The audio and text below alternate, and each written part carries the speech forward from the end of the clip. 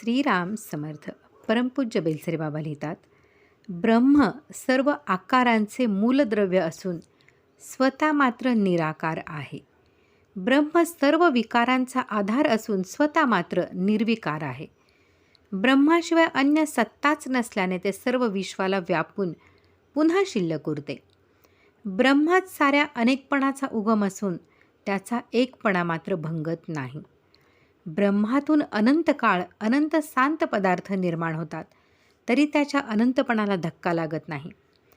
अज्ञान शून्यातून प्रचंड दृश्य विश्व प्रकटते व पुन्हा शून्यात विलीन होते. ब्रह्म मात्र शून्याच्या पलीकडे राहते. सूक्ष्माचा सम्राट असलेल्या ब्रह्माहून आणखी काहीच थोर नाही. मन ब्रह्माची कल्पना करू शकत नाही, कारण ते भेदशून्य व निर्विकल्प आहे. वाणी ब्रह्माचे वर्णन करू शकत नाही, कारण ते दृश्य पदार्थ नाही. ब्रह्म म्हणजे अनंत जीवन, अनंत ज्ञान व अनंत आनंद. आजच्या अवस्थेत आपल्याला अनंत जीवन व अनंत आनंद यांचा अनुभव नाही, पण अनंत ज्ञानाचा मात्र अनुभव आहे. ज्ञान ही एक जाणण्याची दृष्टी आहे. आपली इंद्रिये मनाच्या साह्याने दृश्य जग पाहतात व त्याचे ज्ञान करून देतात.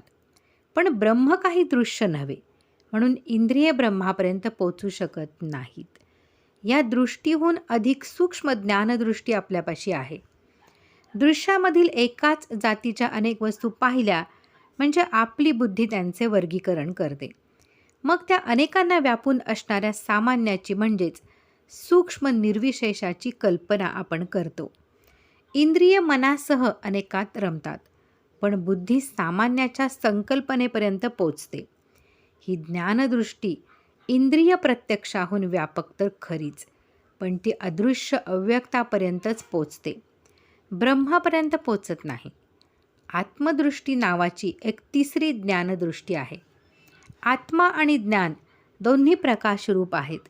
आत्मा ज्ञानस्वरूप आहे. ज्ञानाचा प्रकाश अग्नी, वीज, सूर्य किंवा दिवा यांच्या प्रकाशासारखा नाही.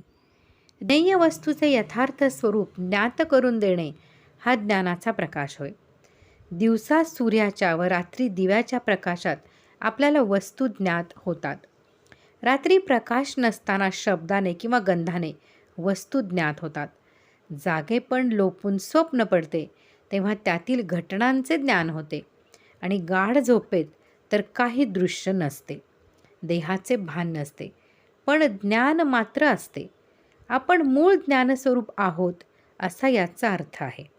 कोणत्याही अवस्थेत ज्ञान आपल्याला सोडित नाही, म्हणून ज्ञानस्वरूप ब्रह्माचे ज्ञान करून घेण्यास आत्म्याचे ज्ञान हेच एकमेव साधन आहे.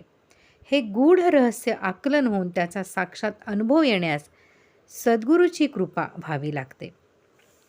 आत्मज्ञानी पुरुष देहाने निराळे दिसले तरी ज्ञानाने एकरूपच असतात. श्रीमद दासबोध प्रवचन पारिजात, दशक 7, समास 2, ब्रह्मनिरूपण. परमपूज्य बेलसरे बाबा. श्रीराम जय राम जय जय राम.